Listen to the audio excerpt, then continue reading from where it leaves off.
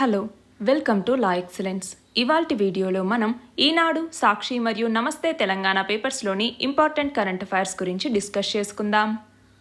ఇవాల్టి మన first article వచ్చేసి అంతర్జాతీయ అటవీ దినోత్సవానికి సంబంధించి. ప్రపంచ దేశాల్లో దాదాపు 100 కోట్ల జనాభా ప్రత్యక్షంగానో పరోక్షంగానో అడవుల మీద ఆధారపడి జీవిస్తూ ఉన్నారు. ప్రకృతి సంపదతో పాటుగా విశిష్టమైనటువంటి జీవ వైవిధ్యం కలిగినటువంటి అడవులు మన భూమి మీద 80% మేర వన్యప్రాణులు, వృక్షజాతులు, కీటకాలు వీటికి ఆవాసంగా ఉంటూ ఉన్నాయి. అలాగే వాతావరణ మార్పులకు దారితీసేటటువంటి పరిస్థితుల్ని ఎదుర్కోవటంతో పాటుగా జీవుల యొక్క మనుగడకు అవసరమైనటువంటి గాలి, నీరు, ఆహారం, ఔషధాలు ఇలాంటి వాటిని అందించటంలో ఈ అడవులది కీలకమైనటువంటి పాత్ర. అడవుల్లో లభించేటటువంటి ఔషధాలు కానీ, కలప కానీ, కలపేతర ఉత్పత్తులు కానీ వీటి ద్వారా ప్రతి సంవత్సరం మనకి భారీగా ఆదాయం కూడా సమకూరుతుంది. అటవీ వనరుల సేకరణ ద్వారా పెద్ద సంఖ్యలో ప్రజలు ఉపాధి పొందుతారు. 75% స్వచ్ఛమైన నీటి ప్రవాహాలకి అడవులు ఆధారంగా ఉన్నాయి. అలాగే భూమి మీద ఉన్నటువంటి అటవీ ప్రాంతాల యొక్క విశిష్టత, వాటి యొక్క పరిరక్షణ ఆవశ్యకతని గుర్తించేలాగా ప్రతి సంవత్సరం మనం మార్చి 21వ తేదీని అంతర్జాతీయ అటవీ దినోత్సవంగా జరుపుకుంటూ ఉన్నాము. అయితే ఇలాంటి అడవులకి నష్టం వాటిల్లకుండా అటవీ ఉత్పత్తుల సేకరణ, మార్కెటింగ్, అటవీ ఆధారిత కుటీర పరిశ్రమలు వీటి యొక్క ఏర్పాటును ప్రోత్సహించటం కోసం రాష్ట్రాల్లో గిరిజన సహకార సంస్థల్ని, అలాగే గిరిజన మార్కెటింగ్ సహకార సమాఖ్య ఇలాంటి సంస్థలన్నీ ఏర్పాటయ్యాయి. కొన్ని రాష్ట్రాలు తప్ప చాలా చోట్ల లక్ష్య సాధనలో ఇవి విఫలమయ్యాయని చెప్పచ్చు. అటవీ ఉత్పత్తుల్ని సేకరించే వాళ్ళకి శిక్షణ ఇవ్వటం, మార్కెటింగ్ వసతుల్ని కల్పించటం, మద్దతు ధర కల్పించేటటువంటి లక్ష్యంతో 4 ఏళ్ల క్రితం వన్ ధన్ కార్యక్రమం అన్నటువంటిది మొదలైంది. ఈ వన్ ధన్ కార్యక్రమం కూడా ఆశించినటువంటి లక్ష్యాల్ని అందుకోలేదు. అంతేకాకుండా మనం చూస్తే 5 ఏళ్ల క్రితం వెదురుని కలపేతర అటవీ ఫలసాయాల జాబితాలో చేర్చారు. అయితే ఆ నిర్ణయానికి అనుగుణంగా కూడా వెదురు ద్వారా జీవనోపాధుల అభివృద్ధి పరిచేందుకు అవకాశం ఉన్నా కూడా దాన్ని సరిగ్గా పట్టించుకోలేదు. దాంతో ఏమైంది? మనం చూస్తే ఈ కలపేతర అటవీ సహాయాల విషయంలో అటవీ మరియు గిరిజన సంస్థలు కూడా నియంతృత్వ ధోరణిని పాటిస్తూ ఉన్నాయి. దాంతో ఆ స్థానిక సమూహాల యొక్క జీవనోపాధికి అడ్డంకులు అనేవి వస్తూ ఉన్నాయి.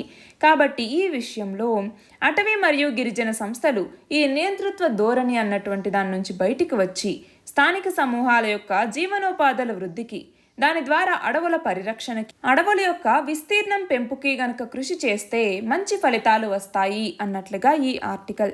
ఇక్కడ క్వశ్చన్ చూడండి, అంతర్జాతీయ అటవీ దినోత్సవాన్ని ఎప్పుడు జరుపుకుంటాము? మార్చి 21వ తేదీన. మన నెక్స్ట్ ఆర్టికల్ వచ్చేసి ఉక్రెయిన్లో అమెరికా రక్షణ శాఖ అలాగే ఒక ప్రైవేట్ కంపెనీ కలిసి జీవాయుధాల మీద పరిశోధనలు సాగిస్తున్నాయి అన్నట్టుగా రష్యా రక్షణ శాఖ ప్రకటించింది. అక్కడ దాదాపు 30 జీవశాస్త్ర ప్రయోగశాలల్ని కనుగొన్నాము అన్నట్టుగా రష్యా రక్షణ శాఖ వెల్లడించింది.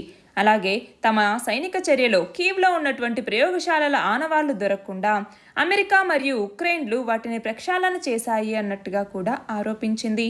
ఉక్రెయిన్లోని ప్రయోగశాలల్లో ప్లేగ్, ఆంథ్రాక్స్, కలరా లాంటి ప్రమాదకరమైన వ్యాధుల్ని కలిగించే సూక్ష్మజీవుల జన్యువుల్లో కృత్రిమంగా మార్పులు చేసి వాటిని జీవాయుధాలుగా మార్చడానికి ప్రయోగాలు జరిగాయి అన్నట్టుగా ఐక్యరాజ్య సమితిలో రష్యా యొక్క శాశ్వత ప్రతినిధి ఆరోపించారు. అయితే ఈ కాంటెక్స్ట్లో మనము అసలు జీవాయుధాలు అంటే ఏమిటి అన్నటువంటిది తెలుసుకోవాలి. జీవాయుధాలు లేదా బయోలాజికల్ వెపన్స్ అనేసి మనం పిలుస్తూ ఉంటాము. ఏంటి బయోలాజికల్ వెపన్స్? ఇక్కడ క్వశ్చన్ అదే, జీవాయుధాలు అనగానేమి వివరించండి అన్నప్పుడు ఏం చెప్తాం? జీవాయుధాలు లేదా బయోలాజికల్ వెపన్స్ ఇవి మనం చూస్తే ఈ న్యాచురల్ టాక్సిన్స్ మరియు మైక్రో ఆర్గానిజమ్స్ని యూజ్ చేసి హ్యూమన్స్లో కానీ, యానిమల్స్లో కానీ, ప్లాంట్స్లో కానీ వాళ్ళకి డిసీజెస్ని ప్రొడ్యూస్ చేసేటటువంటి ఒక దీనిని మనం బయోలాజికల్ వెపన్స్ అనేసి పిలుస్తాం. ఈ బయోలాజికల్ వెపన్స్ని ఎక్కడి నుంచి తీసుకుంటారు అంటే bacteria, virus, biological toxins, fungi ఇలాంటి వాటి నుంచి బయోలాజికల్ వెపన్స్ని క్రియేట్ చేయటం జరుగుతుంది. ఇవి ఈ బయోలాజికల్ వెపన్స్ లాగా పనిచేయటానికి ఒక ఏజెంట్స్ లాగా ఈ బ్యాక్టీరియా, వైరస్ లాంటివి పనిచేస్తాయి. అంతేకాకుండా బ్యాసిల్లస్ ఆంథ్రాసిస్ అన్నటువంటి దాని నుంచి ఏంటి ఇదొక బ్యాక్టీరియా, ఇది ఆంథ్రాక్స్ వ్యాధిని కలుగజేస్తుంది. దీనిని బయోలాజికల్ అటాక్కి ఎక్కువగా యూజ్ చేస్తూ ఉంటారు. అంతేకాకుండా ఎయిర్బార్న్ డిస్పర్షన్ చేయటం వల్ల బయోటెర్రరిజం అన్నటువంటి సినారియోని మనం క్రియేట్ చేయొచ్చు. దానివల్ల మేజర్ పాపులేషన్ రీజన్ ఎక్కడన్నా ఉంది అనుకోండి, అక్కడ ఈ ప్యాథోజన్స్ని అక్కడ ఇంట్రడ్యూస్ చేయటం వల్ల చాలా డిస్ట్రక్షన్ అనేది జరుగుతుంది. అంతేకాకుండా ట్రాపికల్ అగ్రికల్చరల్ ప్యాథోజన్స్ అని కూడా పిలుస్తూ ఉంటారు. వీటిని యాంటీ క్రాప్ ఏజెంట్స్గా వాడుతూ ఉంటారు. అంటే వరల్డ్ వైడ్గా ఫుడ్ సెక్యూరిటీని హ్యాంపర్ చేయడానికి ఈ ట్రాపికల్ అగ్రికల్చరల్ ప్యాథోజన్స్ని వాడుతూ ఉంటారు. దీనివల్ల ఏమవుతుంది మనం చూస్తే బయోటిక్ ఏజెంట్స్ అన్నటువంటి వాటిని ఎఫర్ట్లెస్గా మనము ఒక ప్లేస్ నుంచి ఇంకొక ప్లేస్కి ట్రాన్స్పోర్ట్ చేసి అక్కడ డిశ్చార్జ్ చేయొచ్చు. ఎక్కడైతే వల్నరబుల్ పాపులేషన్స్ ఉంటారో అక్కడ వాటిని డిశ్చార్జ్ చేస్తే ఏమవుతుంది, అక్కడ చాలా నష్టం అనేది చేకూరుతుంది. అంతేకాకుండా మిలిటరీ మరియు సివిలియన్ ససెప్టిబిలిటీస్ మీద ఇంపాక్ట్ చూపించడానికి కూడా ఈ బయోలాజికల్ వెపన్స్ని ప్రస్తుతం బయోటెర్రరిస్ట్స్ ఎవరైతే ఉన్నారో వాళ్ళు బయోటెక్నాలజికల్ క్యాపబిలిటీని పెంచుకుని దాని ద్వారా వాళ్ళు ఏం చేస్తున్నారు, సూపర్ ప్యాథోజన్స్ అన్నటువంటి వాటిని క్రియేట్ చేస్తూ ఉన్నారు, లేదా సూపర్ పెస్ట్స్ అన్నటువంటి వాటిని క్రియేట్ చేసి వాటిని బయో వెపన్స్గా వాడటానికి ప్రయత్నిస్తూ ఉన్నారు. మన నెక్స్ట్ ఆర్టికల్ వచ్చేసి ప్రపంచ తోలుబొమ్మలాట దినోత్సవానికి సంబంధించి. మన చిన్నప్పుడు మనం చూస్తే తోలుబొమ్మలాట లాంటివి చేపడుతూ ఉండేవాళ్ళు. అయితే జనపదాల్లో నివసించేటటువంటి ప్రజలకి వినోదాన్ని ఇచ్చినటువంటి అతి ప్రాచీన కళ ఏంటి అంటే తోలుబొమ్మలాట. అయితే తోలుబొమ్మలాటకి సంబంధించి వీటిని నడిపించే వ్యక్తిని సూత్రధారుడు అనేసి పిలుస్తూ ఉంటారు. బొమ్మల కాళ్ళు, చేతులు, తలకి ఉన్నటువంటి సూత్రాలు అంటే దారం అంటాము. ఆ దారాలు కట్టి పాటలు, సంభాషణలు వీటికి అనుగుణంగా అతను వాటిని ఆడిస్తూ ఉంటాడు. అలాగే ఈ పాత్రల మధ్య జరిగే పోరాటాల్ని సూచించడానికి యుద్ధఘట్టం ఇలాంటి వాటికి అవసరమైనటువంటి శబ్దాల కోసం డోళ్ళు, డబ్బాలు ఇలా వాయిస్తూ ఈలలు, కేకలు వేస్తూ ఉంటారు. ఈ ప్రదర్శనకి 6 నుంచి 8 మంది కళాకారులు ఉంటారు. వాళ్ళు ఆయా పాత్రలకు అనుగుణంగా స్త్రీలు, పురుషులు పాటలు పాడుతూ ఉంటారు, సంభాషణలు చెప్తూ ఉంటారు. అలాగే మనం చూస్తే కాలానుగుణంగా హార్మోనియం, మద్దెల, తాళాలు ఇలాంటి వాయిద్యాలు కూడా ఈ ప్రదర్శనలో చేరాయి. అయితే తోలుబొమ్మల యొక్క కథా ఇతివృత్తాలు అన్నటువంటివి భారత, భాగవత మరియు రామాయణాలకి సంబంధించినవై ఉంటాయి. కొన్నిసార్లు చారిత్రక కథల్ని కూడా ప్రదర్శిస్తూ ఉంటారు. అయితే మనం చూస్తే ప్రస్తుతం ఈ తోలుబొమ్మలాట అన్నటువంటి దాన్ని ఆదరించే వాళ్ళు లేక ఇది దాదాపు అంతరించిపోయే పరిస్థితికి వచ్చింది. ఇలాంటి కళని రక్షించటం కోసం ప్రతి సంవత్సరం మార్చి 21వ తేదీని ప్రపంచ తోలుబొమ్మలాట దినోత్సవంగా నిర్వహిస్తూ ఉన్నారు. కొంతమంది పరిశోధకులు ఈ కళలో ఉన్నటువంటి విధానాల్ని గ్రంథస్థం చేస్తూ ఉన్నారు. అలా వివరాల్ని భద్రపరచటం తప్ప కళాకారులకి పెద్దగా ప్రయోజనం ఉండట్లేదు అన్నట్లుగా ఈ ఆర్టికల్. ఇక్కడ క్వశ్చన్ చూడండి, ప్రపంచ తోలుబొమ్మలాట దినోత్సవాన్ని ఎప్పుడు జరుపుకుంటాము? ఎప్పుడు? మార్చ్ 21వ తేదీన. మన నెక్స్ట్ ఆర్టికల్ వచ్చేసి ఆజాదీ కా అమృత్ మహోత్సవ్ ఉత్సవాల్లో భాగంగా మన దేశంలోని 75 మంది అసాధారణ మహిళలకి అవార్డులను అందజేయటం కోసం, అంతేకాకుండా సశక్తి ఔర్ సమర్థ్ భారత్ నిర్మాణంలో భాగంగా వీళ్ళ యొక్క భాగస్వామ్యానికి గాను ఈ అవార్డులకి 75 మంది మహిళల్ని ఎంపిక చేయటం జరిగింది. ఉమెన్ ట్రాన్స్ఫార్మింగ్ ఇండియా 21 అన్నటువంటి పేరు మీదట అందించే ఈ అవార్డుల యొక్క 5వ ప్రధానోత్సవ కార్యక్రమం అన్నటువంటిది ఢిల్లీలో జరిగింది. ఈ అవార్డుల ఎంపిక 2021 అక్టోబర్ నుంచి ఈ ఏడాది ఫిబ్రవరి 21 వరకు జరిగింది. అయితే ఇందులో తయారీ రంగం కానీ, అలాగే సంఘసేవ, ఆర్థికాభివృద్ధికి తోడ్పడే ఉత్పత్తులు, కళలు, సాంస్కృతిక రంగం, హస్తకళలకు చేయూతనివ్వటం, డిజిటల్ ఇన్నోవేషన్ ఇలాంటి మొత్తం 7 కేటగిరీల్లో చూపినటువంటి ప్రతిభ ప్రాతిపదికగా ఒక కమిటీ ఆధ్వర్యంలో ఈ ఎంపిక అనేది జరిగింది. ఇక్కడ క్వశ్చన్ చూడండి, ఉమెన్ ట్రాన్స్ఫార్మింగ్ ఇండియా 2021 కింద ఎంతమందికి అవార్డులు లభించాయి? ఎంతమందికి? మొత్తం 75 మందికి. మన నెక్స్ట్ ఆర్టికల్ వచ్చేసి ప్రపంచ కవితా దినోత్సవానికి సంబంధించింది. 20వ శతాబ్దంలో తెలుగులో ఆధునిక కవిత్వానికి ప్రారంభకుడైనటువంటి వారు ఎవరు అంటే రాయప్రోలు సుబ్బారావు. రాయప్రోలు తన యొక్క మొత్తం వాగ్మయం ద్వారా భారతీయ సంస్కృతి యొక్క స్వరూప భావాల్ని మన సమకాలీన జనాభాకి అందింపజేసి వాటి యొక్క విలువల్ని పెంపొందించినటువంటి వ్యక్తుల్లో రాయప్రోలు సుబ్బారావు కూడా ఒకరు. ఈయన కొన్ని అనువాదాల్ని, కొన్ని ఖండకావ్యాల్ని రాశారు. ఖండకావ్యాలకి ఉదాహరణలుగా మనం ఆంధ్రావళి, వనమాల, మిశ్రమంజరి, తెలుగుతోట, మాధురి దర్శనం, స్వప్న కుమారము, తృణ కంకణము లాంటి వాటిని చెప్తూ ఉంటాము. ఇక అనువాదాలకు వచ్చేసరికి అనుమతి, సౌందర్య లహరి, లలిత, మధు కలశము లాంటి వాటిని రాశారు. అంతేకాకుండా ఈయన ఖండకావ్య ప్రక్రియకి అంకురార్పణ చేసినటువంటి వ్యక్తిగా కూడా మనం చెప్తూ ఉంటాము. ఇక్కడ క్వశ్చన్ చూడండి, ప్రపంచ కవితా దినోత్సవాన్ని ఎప్పుడు జరుపుకుంటాము? ఎప్పుడు? మార్చ్ 21వ తేదీన. మన నెక్స్ట్ ఆర్టికల్ వచ్చేసి యూనికార్న్ అంకుర సంస్థ అయినటువంటి ఇన్ఫ్రా.మార్కెట్కి సంబంధించి. మహారాష్ట్రలోని పూణే, ఠానే నగరాల నుంచి నిర్మాణ సామాగ్రి, టోకు, చిల్లర వ్యాపారం చేస్తున్నటువంటి ఈ యూనికార్న్ అంకుర సంస్థ మీద ఆదాయ పన్ను విభాగం దాడులు చేయటం జరిగింది. 2016వ సంవత్సరంలో స్థాపించినటువంటి ఈ సంస్థ దేశవ్యాప్తంగా లావాదేవీలు సాగిస్తూ 6,000 కోట్లకు పైగా టర్నోవర్ని సాధించింది. యూనికార్న్ జాబితాలో చేరినటువంటి ఈ సంస్థకి చెందినటువంటి ఏపీ, మహారాష్ట్ర, కర్ణాటక, యూపీ మరియు మధ్యప్రదేశ్ రాష్ట్రాల్లో మొత్తం 23 స్థావరాల్లో ఐటీ విభాగం సోదాలు చేసింది. అందులో ఆదాయ పన్ను ఎగవేతను గురించి నిరూపించే పత్రాలు, డిజిటల్ డేటా లభించడంతో అన్నింటినీ స్వాధీనం చేసుకున్నట్టుగా ఐటీ విభాగం తెలిపింది.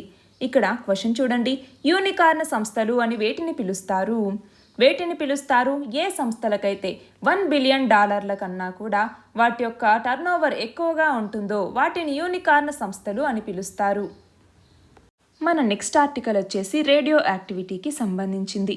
మనకి అణువు అంటే ఏమంటాము? ఆటం అంటాము. ఈ ఆటం అన్నటువంటిది చాలా సూక్ష్మమైంది, కానీ దానికి ఉండే శక్తి చాలా ఎక్కువ. మనం చూస్తే ప్రాథమికమైనటువంటి హైడ్రోజన్ నుంచి అణ్వస్త్రాల్లో వాడేటటువంటి యురేనియం, ప్లూటోనియం దాకా అన్ని మూలకాల్లో అపరిమితమైన శక్తి అనేది ఉంటుంది. అలాంటి శక్తిని గుర్తించి మనకి అనుకూలంగా వాడుకోవటం కోసం శాస్త్రవేత్తలు పరిశోధనలు చేస్తూ ఉన్నారు. ఆ క్రమంలోనే ప్రఖ్యాత శాస్త్రవేత్త అయినటువంటి మేరీ క్యూరీ కూడా 1898లో అణుధార్మికత లేదా రేడియేషన్ని, అలాగే రేడియం, పొలోనియం లాంటి మూలకాల్ని కనుగొన్నారు. రేడియం అన్నటువంటి ఈ మూలకం అత్యంత తీవ్ర స్థాయిలో రేడియో ధార్మికతని విడుదల చేస్తుంది. తక్కువ పరిమాణంలోని రేడియం మీదనే మేరీ క్యూరీ ప్రయోగాలు చేసినా కూడా దాని రేడియేషన్ ప్రభావం ఆమె మీద చాలా ఎక్కువగా పడింది. దాంతో ఆమె శరీరంలో ఉన్నటువంటి బోన్ మ్యారో దెబ్బతిని ఆమె ప్రాణాలు కోల్పోయింది. అయితే మేడం క్యూరీ పరిశోధన చేసినటువంటి ల్యాబ్లో ఫర్నిచర్ కానీ, ఇతర వస్తువులు కానీ, ఆమె వస్త్రాలు, పరిశోధన వివరాలు, రాసినటువంటి నోట్బుక్స్ అన్నీ కూడా ఈ రేడియం ప్రభావానికి లోనయ్యాయి. ఎంతగా అంటే ఆమె యొక్క పుస్తకాలు, వస్త్రాల నుంచి ఇప్పటికీ కూడా రేడియేషన్ అనేది వెలువడుతోంది. అయితే ఇప్పుడే కాకుండా మరొక 1500 ఏళ్ల పాటు కూడా వాటి నుంచి రేడియేషన్ అనేది వెలువడుతుంది అన్నట్టుగా శాస్త్రవేత్తలు చెప్తూ ఉన్నారు. మనం చూస్తే ఆల్రెడీ జపాన్లోని హిరోషిమా కానీ, నాగసాకి కానీ వీటిలో అణు దాడి అనేటటువంటివి ఆల్రెడీ జరిగాయి. అయితే వాటి యొక్క ప్రభావం ఇంకా కూడా తగ్గలేదు. అలాగే మనం చూస్తే ప్రపంచ చరిత్రలో అత్యంత తీవ్రమైనటువంటి ప్రమాదానికి లోనైనటువంటి అణు విద్యుత్ కేంద్రం ఎక్కడ ఉంది? చెర్నోబిల్. ఎక్కడ ఉంది? ఉక్రెయిన్లో ఉంది. రీసెంట్గా రష్యా దీన్ని స్వాధీనం చేసుకోవటం జరిగింది. 1986వ సంవత్సరంలో ఏప్రిల్లో అక్కడ ఉన్నటువంటి ఒక రియాక్టర్ పేలిపోయి రేడియేషన్ అనేది లీక్ అయింది.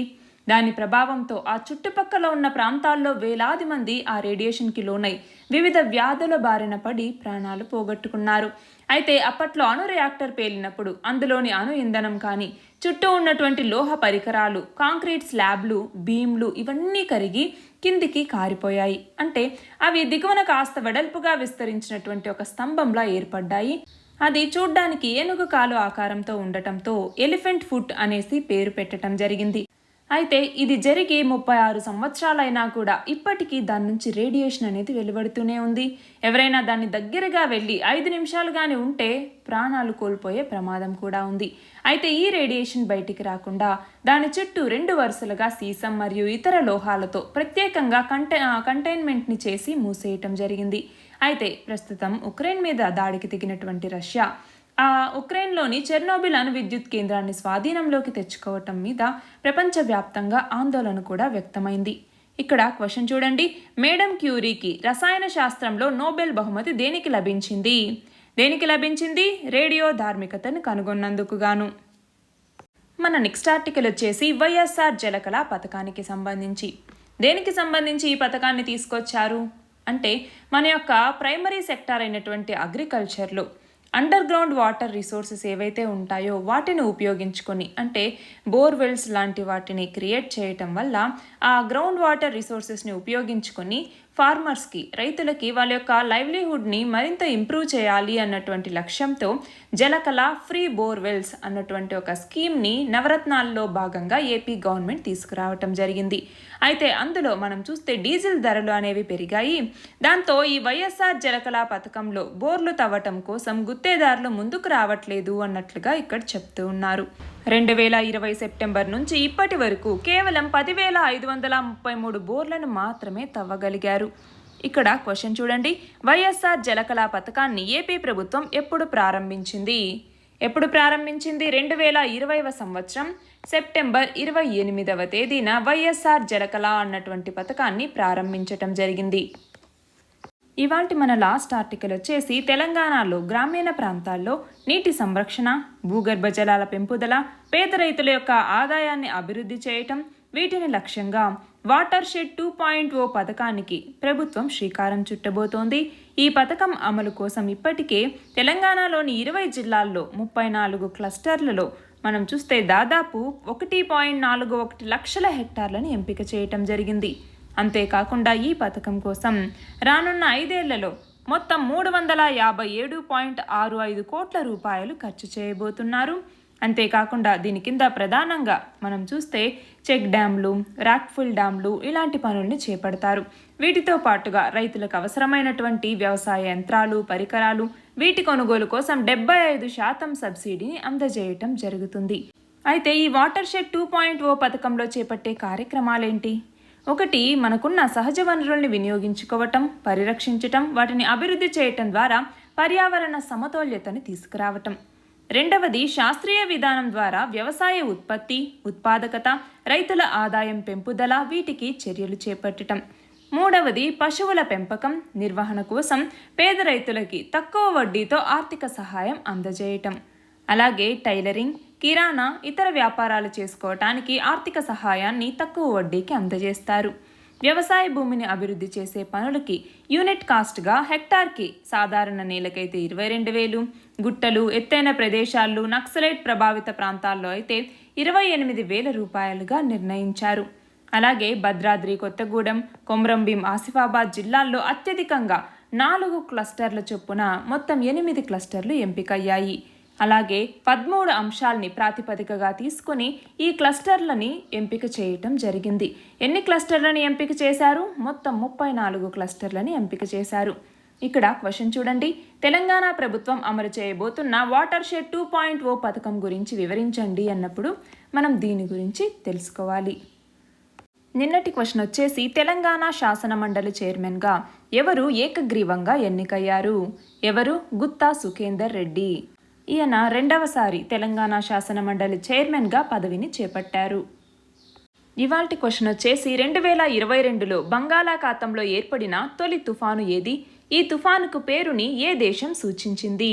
దీని ఆన్సర్ కమెంట్ సెక్షన్లో ఇవ్వండి. కరెక్ట్ ఆన్సర్ రేపటి వీడియోలో చూద్దాం. All the very best and thank you very much.